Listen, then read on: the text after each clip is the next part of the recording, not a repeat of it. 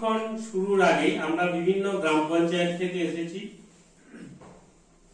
মূলত দুটি ব্লক পঞ্চায়েত সমিতির বিভিন্ন গ্রাম পঞ্চায়েত শিক্ষা ও জনস্বাস্থ্য পরিচালক। একটু ভুল হয়েছে তাই না?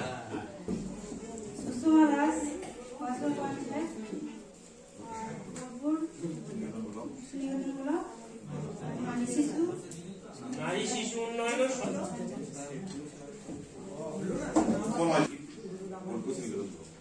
আপনারা আর কেউ আসেনি না? আমাদের এই যে ট্রেনিং সেন্টার দেখছেন, এই ট্রেনিং সেন্টারে আমাদের মূলত ট্রেনিং এর ব্যবস্থা করা এবং করবেন, তবে হলের ভিতরে নয়, একটু বেরিয়ে গিয়ে ফোনটা রিসিভ করবেন, ঠিক আছে? আমরা যখন জিপিডিপি করেছিলাম তখন দেখবেন আপনার যে শিশু সভা এবং মহিলা সভা করতে হবে। এই শিশু বিকাশ প্রকল্পে শিশুদের জন্য কি কি কাজ করা হয় একটু আপনি বলুন সংক্ষেপে। প্রাইমারি শিক্ষাটা দেওয়া হয়, প্রাথমিক শিক্ষা, স্বাস্থ্য পরিষেবা এবং শিশুদের টিকাকরণ। শিশুদের ক্ষেত্রে এই তিনটি কেবল, তাই তো? একটা হচ্ছে স্বাস্থ্য, একটা হচ্ছে পরিপূরক খাবার, আর একটা হচ্ছে প্রাথমিক শিক্ষা। 12 অনুচ্ছেদে প্রতিবারে এমন সমস্ত বিষয়ে স্বাধীনভাবে তাদের মতামত প্রকাশের অধিকার প্রতিষ্ঠা করে। জাতিসংঘের যে সনদ সেখানে বলা হয়েছে যে শিশুদের অধিকার 1 মাস থেকে 5 বছর অবধি, 5 বছর অবধি শিশু। তারপর তো স্কুলে যাচ্ছে না। শিশু বলতে কি আপনি যেটা বোঝেন এটাই তো, এটাই আপনার উত্তর না? আর কি বলবো? আমরা শিশু বলবো 18 বছর বয়স পর্যন্ত। সবাই কি সহমত? 0 থেকে 6। আর আইসিডিএস দিদিমণি কি বলেন? নিচে পর্যন্ত শিশু বলা যাবে। 0 থেকে ওখান থেকে বুঝতে পেরেছে দোকানি যে এইগুলো সব মারা নিয়ে যায়, বাবারা ওই বাচ্চাদের খিচুড়ি আনার জন্য। ছাত্র যায় না, এটা তো বাস্তব। একদম আমার রিসেন্টলি আমি একটা জায়গায় গিয়েছিলাম, পুরো কিন্তু দিয়ে বললো ওই খিচুড়ি নেবেন তো। যে একটা বাচ্চা 3 বছরের বাচ্চা যখন প্রাইভেট স্কুলে ভর্তি হচ্ছে, কমপক্ষে কত টাকা মাসে খরচ করতে হয়? কত লাগে? মানে উপর বললে হবে না, নির্দিষ্ট করে কত দেন মাসে? 1000 টাকা। এবারে আপনি বলুন আপনার অঙ্গনওয়াড়ি সেন্টারে আসলে কেন আছে? প্রাইমারি স্কুলে না আছে অঙ্গনওয়াড়ি সেন্টারে? কিরা তখন মজা দেখছে কি বলে এইটা নেশাটা।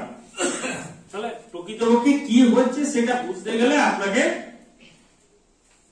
আপনার ব্যক্তিগত নিজস্ব নানা কৌশল থাকতে পারে, তার মধ্যে যে কোনো ছেলে বা মেয়েকে ডেকে জিজ্ঞেস করলে আলাদা করে সে কিন্তু প্রকৃত কথাটা বলে দেবে। স্কুলে পেছানোর পর আর ক্লাস করে না, ছেলেগুলো ক্লাস করে রুমের মধ্যেই বলবে কেউ বাইরে বেরোবে না, ক্লাসের মধ্যেই থাক। হ্যাঁ, যে ভাত খাওয়ার টাইম হবে ভাতটা দিয়ে দেবে, ভাতটা খাওয়ার পর বলবে অনেক খেলনা দিয়েছে, ওই খেলনাগুলো নিয়ে তোরা খেল, খেলার পর স্কুল ছুটি দিয়ে বাড়ি। বিশেষভাবে জোর দেওয়া যেতে পারে, মানে আইসিডিএস সেন্টারে যারা যে শিশুরা যায় এখানে কিন্তু সেই শিশুরা পড়ছে না। শিশু সবাই কারা আসবে আমি একবার বলেছি আপনাদের কিভাবে হবে, কিভাবে পরিচালনা করতে হবে। গ্রাম পঞ্চায়েত একজন উপযুক্ত ব্যক্তি বাছাই করবে বা মনোনীত করবেন, বিশেষত একজন সক্রিয় মহিলা। পরিচয় পর্ব হবে, কে কোথা থেকে এসেছে, কি নাম ইত্যাদি। শিশুদের সম্পর্কিত সমস্যা মানে স্বাস্থ্য, শিক্ষা, পুষ্টি, খেলাধুলা এবং বিনোদন, নিরাপত্তা বিভিন্নভাবে অক্ষম এবং দুর্বল শিশুদের লাইন বিভাগের কর্মকর্তা এবং জিপি দ্বারা প্রতিক্রিয়া সমাধান জানা দরকার। মূলত আপনাদেরও জানা দরকার আছে, ওখানে গাইডলাইনে দেওয়া আছে, সেই গাইডলাইন গুলো আপনাদের সদস্যদের একটু দিয়ে দিন, যাতে করে আপনি বলেছেন যে আজকে দিচ্ছে তো আছে না, শিশুরাই আমাদের ভবিষ্যৎ নাগরিক। অনেক সমস্যা রয়েছে, সেই সমস্যাগুলি চিহ্নিত করে সমাধান করার চেষ্টা করতে হবে। যা কিন্তু তাদেরকে আকর্ষণ করবে।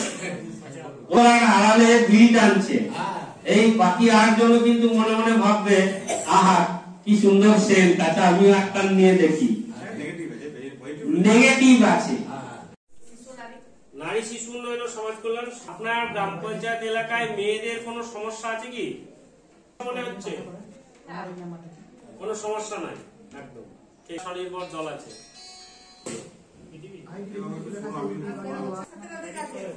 17 থেকে 18 মানে কেন সরকার এটা কেন করতে গেল যে বাল্য বিবাহ বলতে হবে? 14 বছর বয়সে মেয়ে ডাবল হয়েছে বলে বিয়ে দিয়ে দিচ্ছে, ভালো পাত্র পেয়েছে বলে। সমস্যা বলে কি কিছু বুঝি?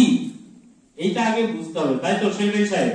প্রথমেই বললেন মেয়েদের কোনো সমস্যা নাই, তার মানে কোনগুলো সমস্যা আমি কিন্তু চিহ্নিত করতে পারছি না। ফোন করে বলে দিলেন যে এই মহিলাকে এই কাজটা করো, উনি এসে কাজটা করিয়ে বাড়ি ফিরলেন। 2 নম্বরটা সুস্বাস্থ্য সম্পন্ন গ্রাম, 3 অর্থাৎ শিশু বান্ধব গ্রাম।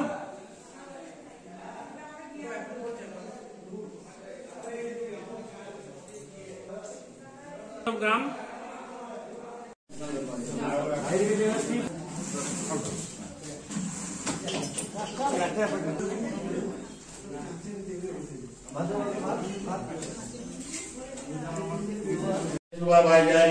মাসা কর্মী, অঙ্গনওয়াড়ি কর্মী, এই যারা মহিলা সদস্য রয়েছেন তারা যারা মহিলাদের নির্যাতন, এটা কি সম্ভব?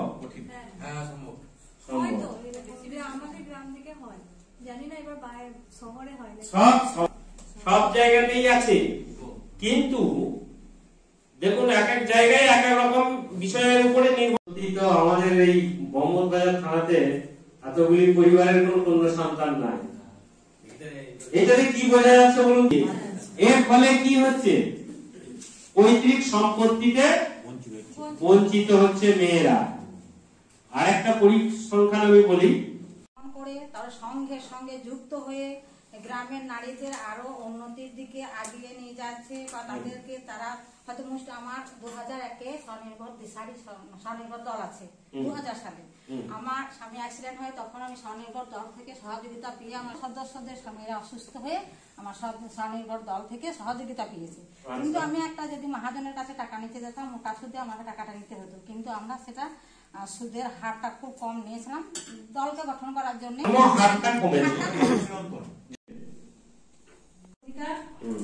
আর একটা বাল্য বিবাহ, বান্ধব গ্রাম, শিশু সভা আয়োজনের উদ্দেশ্য, পঞ্চায়েতের কর্মচারীদের কাছে সাহায্য নিতে হবে। হ্যাঁ, তারপর পঞ্চায়েতের যেসব আমাদের ট্রেনিং হচ্ছে সেই বইগুলো একবার করে ফলো করতে হবে, যে কিভাবে আমরা এই সভাগুলো করব, এই সভাতে কাদেরকে কিভাবে ডাকবো, তাদের কিভাবে উৎসাহিত করব। ওনাদের নিজের গ্রাম সংসদে নিজেদের একটা করে মহিলা সভা এবং শিশুদের সুরক্ষিত করবে, তাদের স্বাস্থ্য বিষয়ে সমস্ত বিষয়ে তাদেরকে একবার করে কিছু করে